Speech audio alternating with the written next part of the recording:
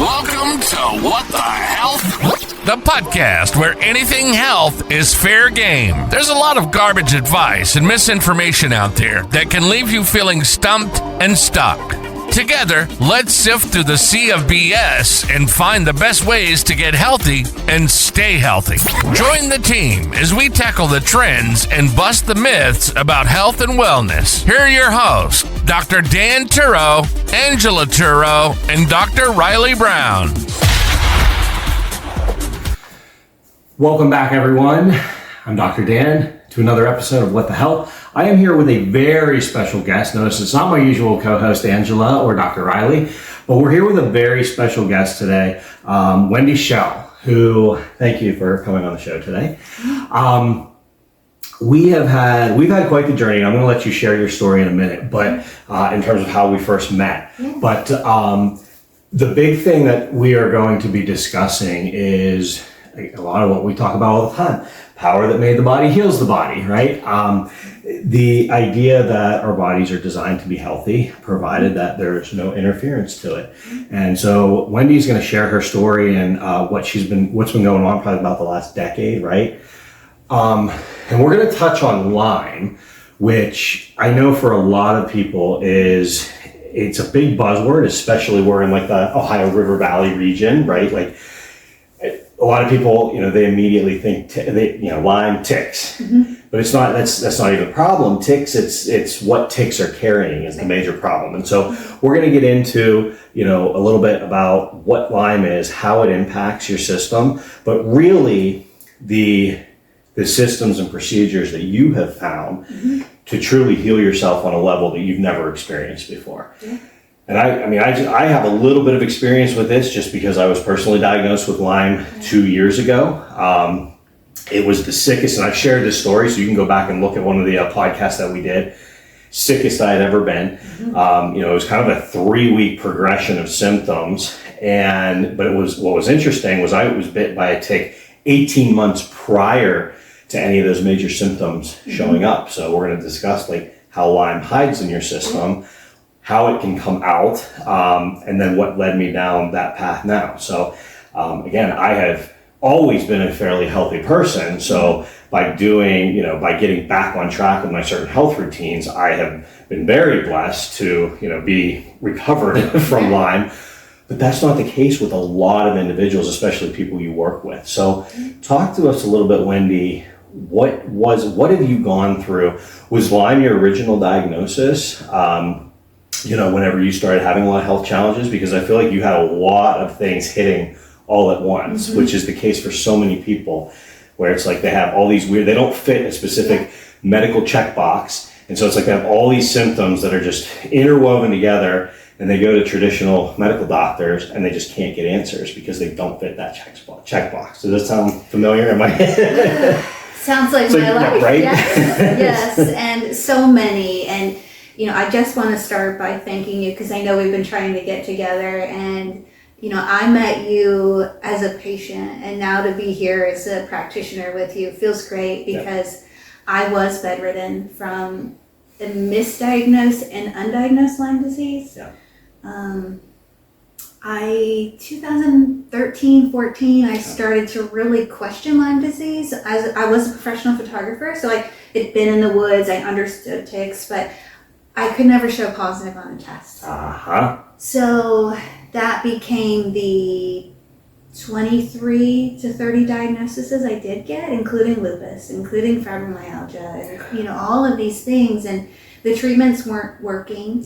And then it was... And when you say treatments, like the traditional medical treatments? Traditional medical treatments, the doxy, the antibiotics, Did you do any immune suppression therapy? I did not. So I never responded well to medication. I had my first surgery at 7, so I had a lifelong, but I was always very intuitive to my body. I believed that God designed me to heal, but I kept being told that I couldn't or that I wouldn't.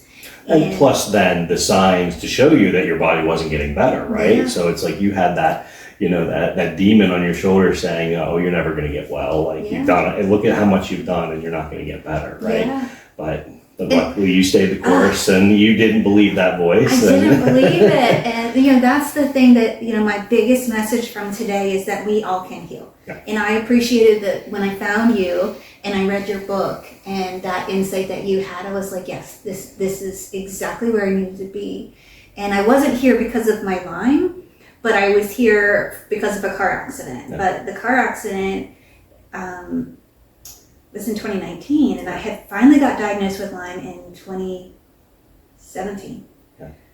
The testing that's available, a lot of people don't realize. So they're in Pennsylvania, we're the highest tick for 11 to 13 years. So I advocate locally and nationally, and even in Australia, because they don't recognize Lyme in Australia because they don't have the ticks that we do. So somebody can come to America, get bit by a tick, get the disease, go back, and then they never think about it. They're like, that's not possible. So I had to become a practitioner, and so many people in the Lyme community or the chronic illness community, it seems that that's their path, is that they didn't believe that system, so to speak, that they couldn't heal or that they were just doom and gloom. And when I was looking for a diagnosis, my son was 3 at the time, and I started to really dig into the research, and I was like, well, this just all makes sense, but no testing. And then I finally found, in about after 5 years of trying, really begging for some kind of diagnosis, and I was told the things like, I had a new baby, I had a stressful job, I needed to do yoga, and that wasn't necessarily incorrect. However, it was the bacteria from the Lyme, and I had not only Lyme, but I had anaplasmosis, so walking pneumonia. I had a really, really severe Epstein-Barr virus. So there's days I couldn't get out of bed. There are days that my brain was so inflamed, and I had mold toxicity that I didn't realize was so hard on my body, and so hard when the Lyme came. So it was like this storm that I had, and the more I kept digging, and then the world kind of changed in 19 and 20 after I had found a doctor. He was a chiropractor and a nutritionist, and he had been treating people with Lyme, and it was this like kind of secret thing, and I'm like, okay, well, I'll try anything. And then discovering that the CDC 57 test is now, so ILADS, International Lyme Associated Disease Council, they recognize different testing than the CDC. Yeah. So I have once tested positive from CDC criteria. Yeah. I've had 4 Lyme infections, 4 new Lyme infections. The ticks love me, and that's okay. But what I found was that they can see how long your body's been fighting the disease. So I was finally diagnosed with a disease that went back over 10 years. Wow. In that time, I had a child. So my son's had health challenges, and there is research that shows that it can be transferred to a child. Yeah. Now, he didn't show positive on a Lyme test until he was 8, but we pulled a tick off of him, and I had it tested. So that is one of the things that I also want to share is test the tick. If you find a tick, test it immediately. In Pennsylvania, they can test it for free in a lot of places because they can carry 40 some diseases, and sometimes people get diagnosed with Lyme, but they miss the co-infections, or they miss a vitamin or a mineral deficiency or a toxicity, and then our cells can't talk and our body can't heal. So I was starting to get better, and then I had that car accident, and then I had headaches for felt like decades, but I feel like it was a year before I found you, and I was going to go have an experimental surgery on my spine and all these, because I was also diagnosed with hypermobile Ehlers-Danlos syndrome. So I am flexible. So the car accident, I was able to bend through it, but at the same time, there was things that my body was just clearly saying wasn't okay. I remember coming in here and I had hand tremors and I had headaches, and the first adjustment that you did, having that knowledge of what was going on in my spine. I was fortunate to have seen a chiropractor since I was young. but never to the in-depth that you did. Yeah. And I remember like crying after the first adjustment, and you're like, it's okay. Like your body has to release. And I always joke, like, I love to go see Dr. Danny, just hits me in the back of the head. And like, because I've always kind of been stuck in my spine. Some of that, the Lyme, some of that, all of the, how my genes were expressing. Well, so if we can go back and touch on that, because I think that's important, is this idea, because you said you were looking for a diagnosis, right? And so much, and again, when we talk about diagnosis in the medical profession, it's, you have a diagnosis, here's the treatment, whether it's a surgery, whether it's radiation, whether it's a medication regimen, it's that, that's the toolbox. And the idea is, here's the diagnosis, you're going to treat it, and then it's going to be gone. Yeah. The challenge is, that's very rarely the case, right? It's not we are not linear beings. It's not A plus B equals C. It's A plus B times D, and we're like this interwoven network.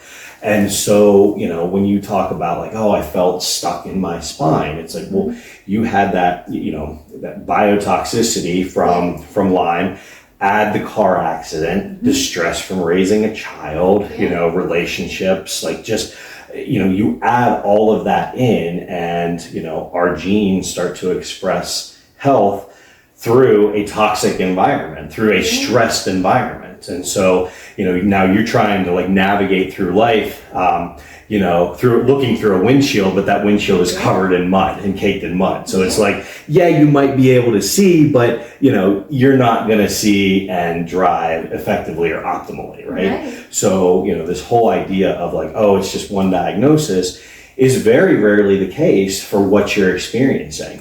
Someone might have, fatigue, extreme fatigue, headaches, and just go down this checklist of all of these symptoms, but very rarely is it just one factor. And so, we get to, you want to get to the bottom of, do they have, stress within their nervous system coming from, rigidness in the spine? Do they have toxic, what's their toxicity profile, which I know you want to discuss a little bit more, and then, what type of stressors, environmental stressors, are adding to the, the mental emotional stress. So it's like, I always say, like, I don't cure anything. I tell people that up front. I don't treat or cure anything. I help the body function the way it's designed to. There are hundreds of thousands of biochemical reactions and communications that go on at the cellular level every split second of our lives. I don't have the intelligence to be able to tell you, what's doing it. It's like, but we have the ingredients and the recipe to give it so that the body is not interfered with that. So does that make sense? Absolutely. It's awesome because I was chasing the diagnosis, and now in my work, people want to be heard and they want to have a diagnosis. Yes. But the diagnosis doesn't always fit the treatment, because the treatment doesn't always fit the person, because you're right. Your environment's different than mine, and that's a physical environment, that's a mental environment, that's a spiritual environment. That's how your body may or may not metabolize pharmaceuticals. And, I struggled a lot with my health, but I never gave up the fact that God made me perfect and that I could heal. And, being a mom adds to that. I'm sure the first thing, when you have something or your wife does, you're like, okay, I got to get through this because of my kids. And, I am grateful where I'm at now that I can advocate for my son, because he was not showing positive either on a test. So we went to advanced testing, and then, we were able to get that diagnosis to make me feel better. But now I tell people you don't need a diagnosis because Lyme is known as the great imitator. So many diseases. In my professional capacity now in genetics, we see a lot of kids on the autism spectrum that are undiagnosed Lyme. There's a lot of MS patients that are undiagnosed Lyme. Not that there's not neural, inflammation, or not that there's not other things that are with MS, but it's that there's all of these systems that work together. Right. Which is why it's such a broad spectrum, right? You have, this spectrum of symptoms, and whether you're talking about ADHD, autism, someone like Lyme, chronic inflammation, autoimmune, it's like there's this spectrum of symptoms because of how we express, our environment. So you talked about terrain, right? There's this concept of germ theory versus terrain theory. Germ theory is, this virus or bacteria comes into your body and now you're sick, versus terrain theory is the toxic or purification, the toxic or clean environment that environment lives in is going to express health or sickness depending on the environment, right? So the soil, the seed, is it the seed or is it the soil? Yeah. So it sounds like a lot of, again, it's not that we have to help people understand. It's not that we don't care about what it is you're going through. Of course we care, because, especially since we've both been there, we felt those dark days where it's like you are in so much pain, you are so fatigued, like you just feel like you just want to roll over with the covers and never wake up again. And I know there's people suffering like that every day. So it's not that we don't care how you're feeling, but in terms of like, what is the actual diagnosis? Well, the diagnosis is not necessarily dependent, doesn't necessarily dictate what it is you're going to do for that person. Because whether they have very mild symptoms or have very severe symptoms, really the assessment, the analysis, and then the intervention is the same, because it's the recipe for health. So maybe you can talk a little bit more about what it is you're looking for, whenever you do either genetic testing or you're helping people understand how do they purify the toxic environment, to be able to help them express health on a level that their body may have never felt before, or at least maybe go back to a point in childhood that they were feeling and functioning very healthfully. I have to say, I've never felt healthier in my life. Yeah. And I take pride in that because I have to do the work. I have to work inside of me. Whether there's a virus out there or someone else has a cough and sneezing, right? It's my terrain. But I didn't have necessarily the tools. So as a photographer, I was creative. And I still am. It's awesome to be creative and express that way. But during lockdowns, I remember coming here and I was so excited that you were still open. I was like, yes. But I started studying. I really liked Dr. Mark Hyman, who had a holistic and adding things to Cleveland Clinic. And so I went and got my holistic health certification. And then with that, functional nutrition, because food is what was helping me. But then I got worse. And so you started getting a little bit better, but then it was like, then you backslid and got. Yeah, I went through months and years of treatment, and then I remember saying, I feel like this is what people with cancer feel like. Like, I can't continue this treatment. Like, I don't like to say out loud I wanted to die, but I did. Like, right pulling the covers over, I had no energy to get out of bed. And there was times where I had full body tremors, so I had no control of my body. And I know that's so hard for people to not have that control. And I had some genetic testing, but I was told I had the worst genes. And well, that was just another, like, never gonna, right? What kind of life am I gonna live? What kind of life am I gonna have for my kids? And you were just told that based on the fact that you weren't getting better, right? Or was that, was there testing done at that point and said that okay. Both, but it was like one gene SNP. Okay. Like one test. Okay. Or two tests. And then I found. Well, let's dial that in a little bit, because there's a lot of people who might not understand what is a gene SNP. Yes. So, not that SNP. So it's a lot. So there's some big words in the genetics thing that I shrink down, and a lot of people are familiar with MTHFR. Yes. And that the mother effer gene. The mother effer gene. It's so great to say, and it's important. But I had these mutations, variations, right? And it's like, oh well, this is your blueprint. We can't fix it. And I still question that. I'm like, well, okay, right? Why? And why am I expressing that way now, and why not before? And that's the question, right? Because it's like, you were healthy at one point in your life, expressing health at some point in your life, and that went away. So it's like this idea that we are so quick, and again, in the medical and the healthcare profession, we're so quick to blame someone. Oh, it's just your genes. Yeah. But really, what it comes down to, and I can speak to this on a practitioner perspective. Like when you have a case that's not responding, it can get very frustrating from a practitioner because again, we have hearts. We want to see people get well. Yeah. And when you have a case that's in front of you that's not getting well, it's infuriating sometimes, especially when you feel like you're doing everything that you can for them. Yeah. And I think a lot of times, as practitioners, we can get beat up. So again, I'm speaking for the medical profession a little bit here because I think they're beat up. They've had they have wins in some cases, but they've had a lot of failures. And when it comes to chronic disease, I think the medical profession has been a giant failure. And again, it's not anything against any specific, provider, but it's the systems and the schooling that we're taught in. Yeah. So, when you come to that case, we're so quick to just blame it. Well, you have bad genes, or you're a new mom, you're just stressed out, or, so it's like we're so quick to just brush that off. Yeah. And again, I think the best, practitioners a lot of times are the ones like in your case where you were the patient first and you weren't giving up. Right. So thank you for not. Yeah. So now you take that to, okay, no, there's gotta be a better answer. And so you kept pushing. And so this is where it led you down this path of the MTFR gene, but the variations, mutations associated with your specific genome. So talk to that a little bit more.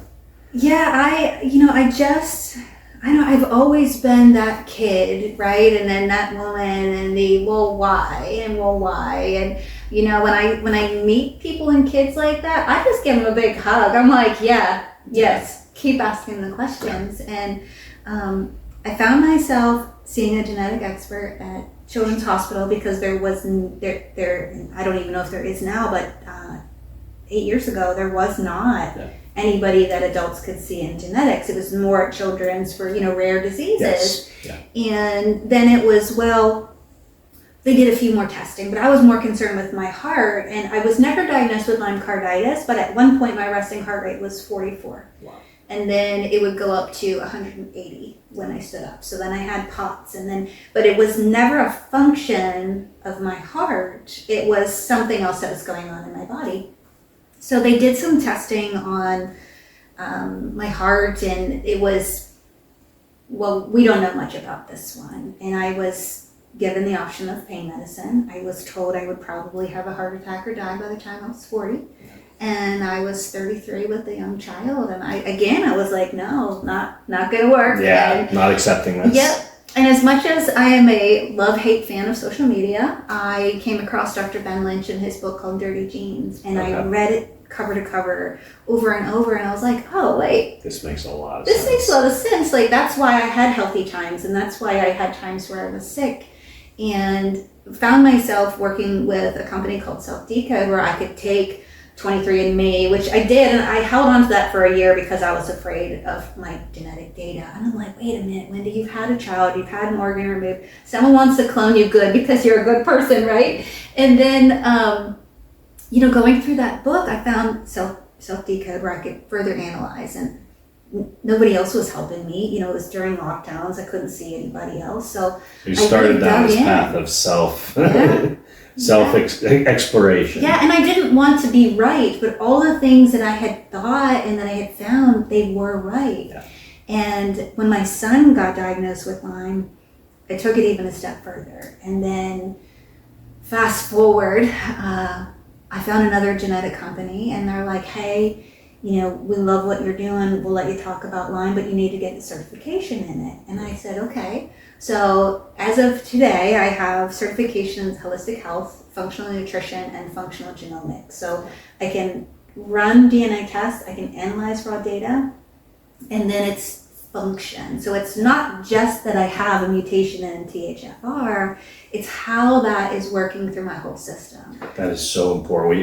We talk a lot about, just from a chiropractic perspective, we talk a lot about structure versus function, right? And so it's like when you talk about the genome, that's the structure, right? It's the strands, how everything is put together. And then of course you have, variations and mutations in that. But then it's like, but what is that structure's purpose? And the purpose of that structure is to build proteins, and we are made up of proteins. And if there's mutations or variations, in all of our genomics, that can impact how your body is expressing the creation of proteins. And then of course you take the building blocks of, well, are you getting the right types of proteins so that the body can pull from that, protein source? So, that structure versus function is integral when you're talking about holistic, health, which I hate that word, holistic health. All health is by nature, health is natural. Like you can't have artificial health. There's no such thing.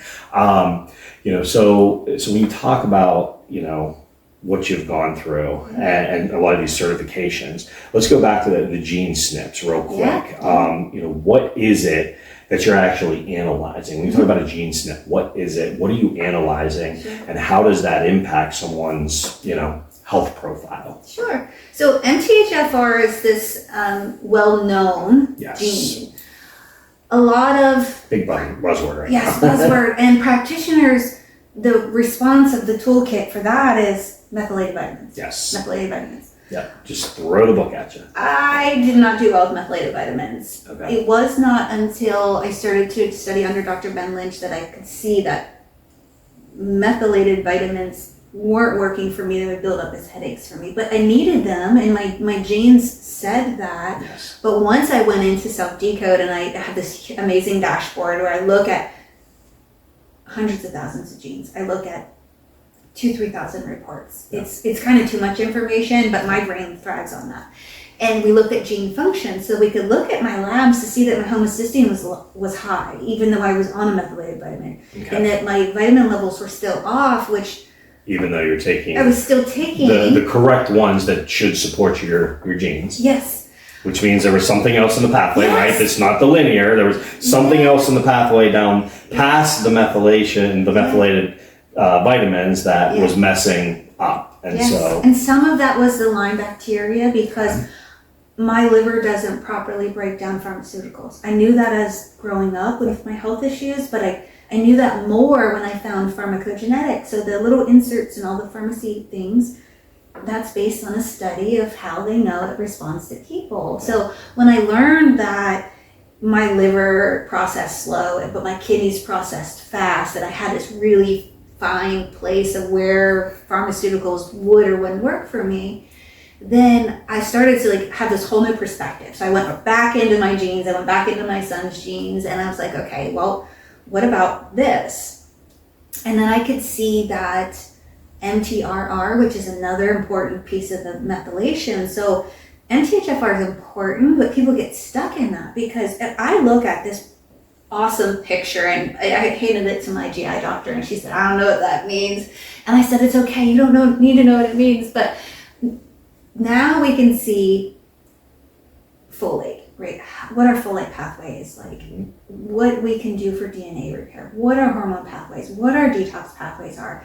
And we can see the pathway, and I always say it's like a symphony. Like we hear the beautiful music, but there's all these instruments, and there's one that might be out of tune, but you might not hear it, but it might sound different to you, or might sound different to me. So then I could see that my body needed methylation, but my body couldn't handle a methylated vitamin, because I had surgery on my stomach before.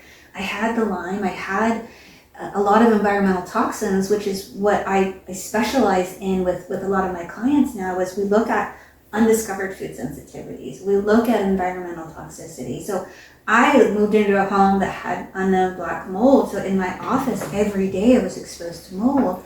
So no matter what I was taking, there was a block. I wasn't absorbing. So when we look at labs, my labs were normal. My symptoms were not normal. Yeah.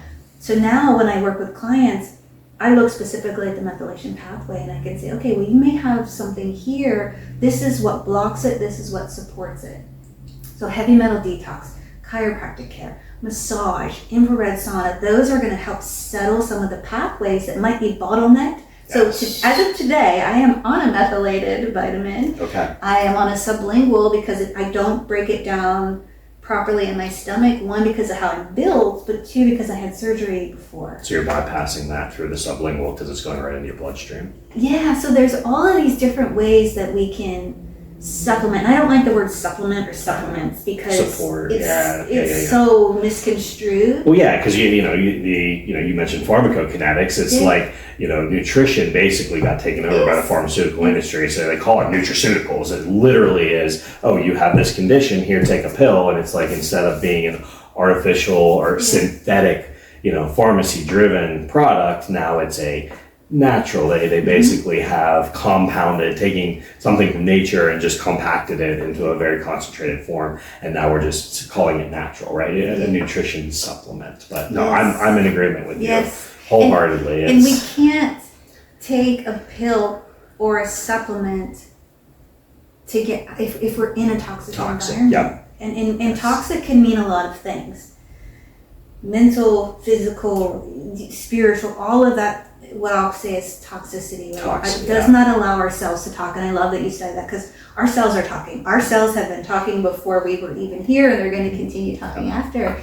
And that's something that really resonated with me with your book, with Dr. Ben Lynch's book, with the book that I'm writing, is what are my cells saying? Yeah. My genetic blueprint is my blueprint. That doesn't mean I'm expressing that way. So to say I had bad genes was, it put me in more fear, right? Yeah. That false evidence appearing real. Yeah. I actually have better genes than some of my clients, and I'm like, okay, well, I can help them because that helped me.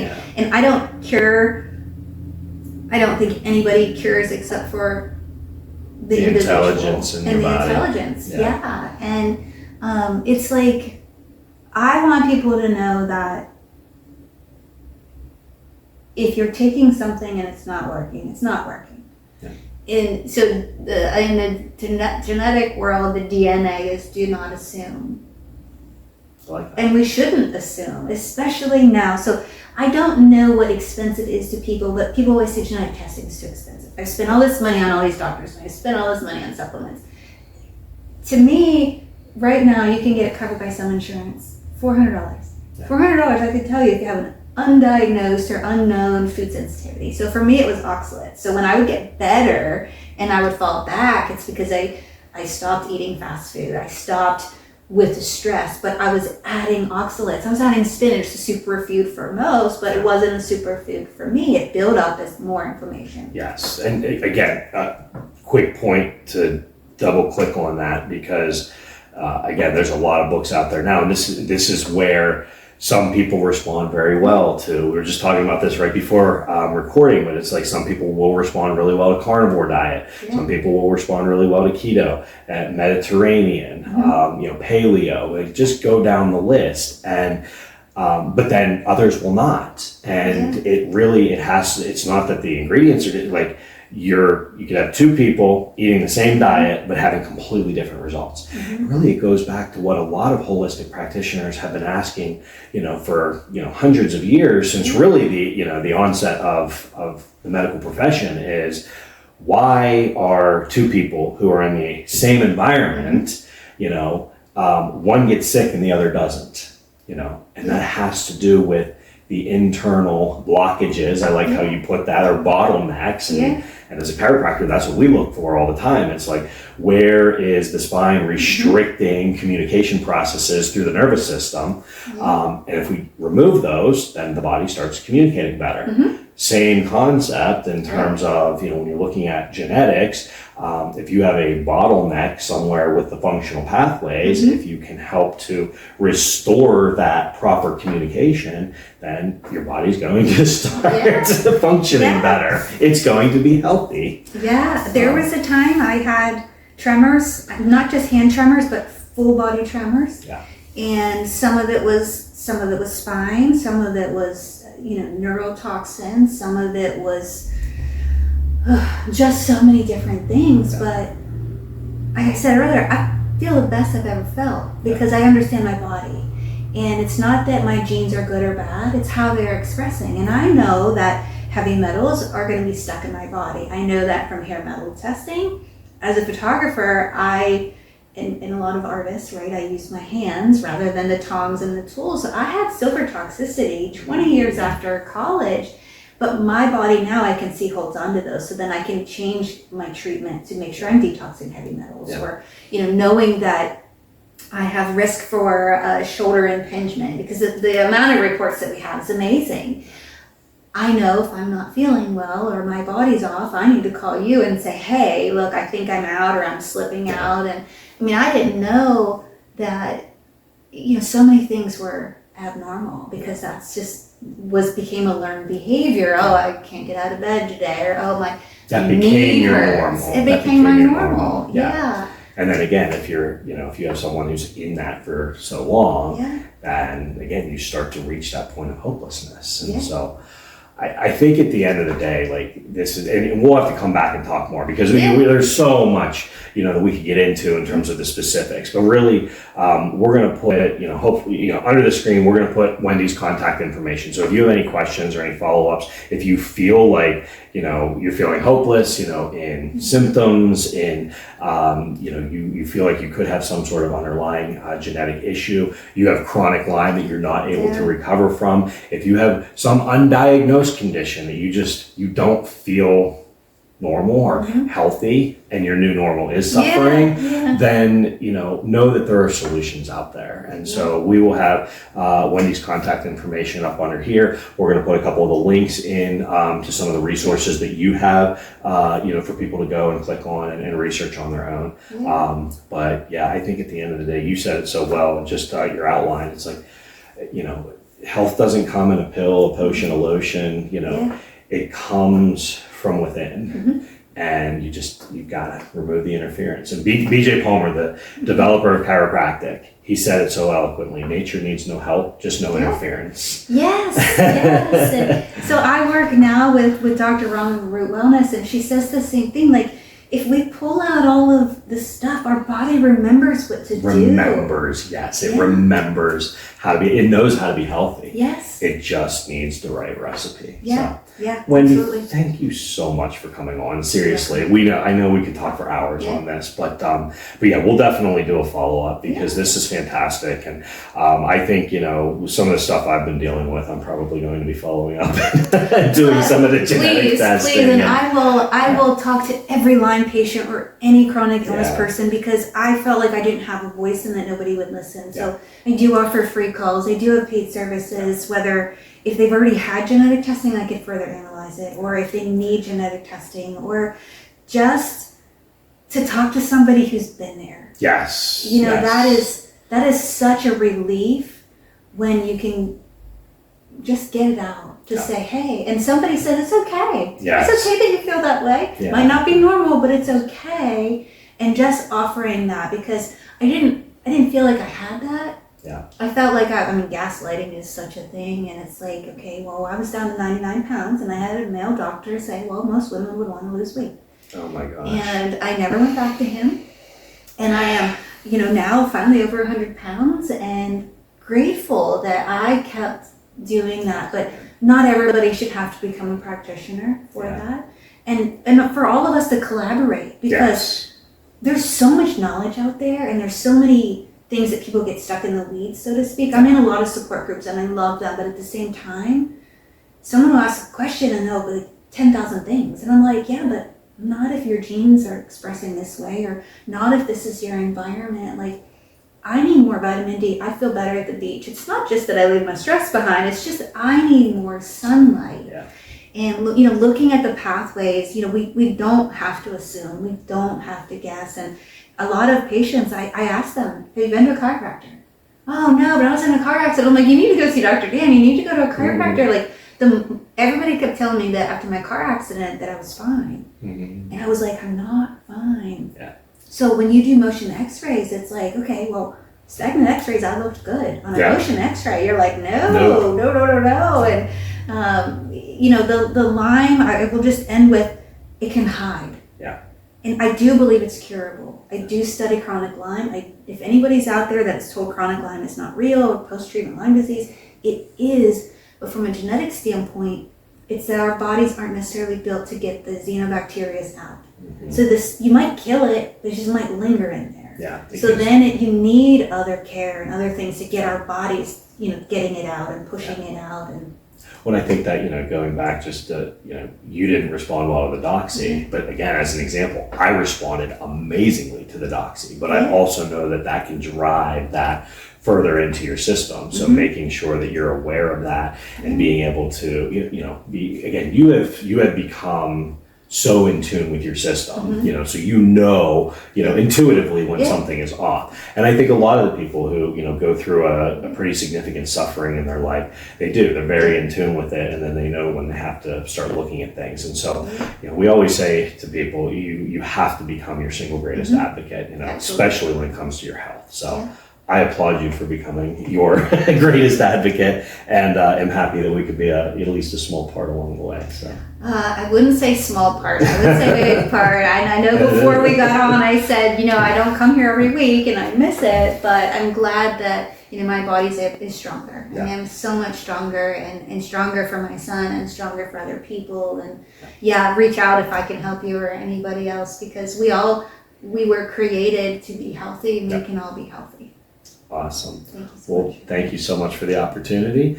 And look for the links below, and do not hesitate to reach out if you or someone you love is suffering with an unknown illness, and help them get well. Awesome. Yeah. See you at the next one. Thank you, everyone. Nice job. Awesome.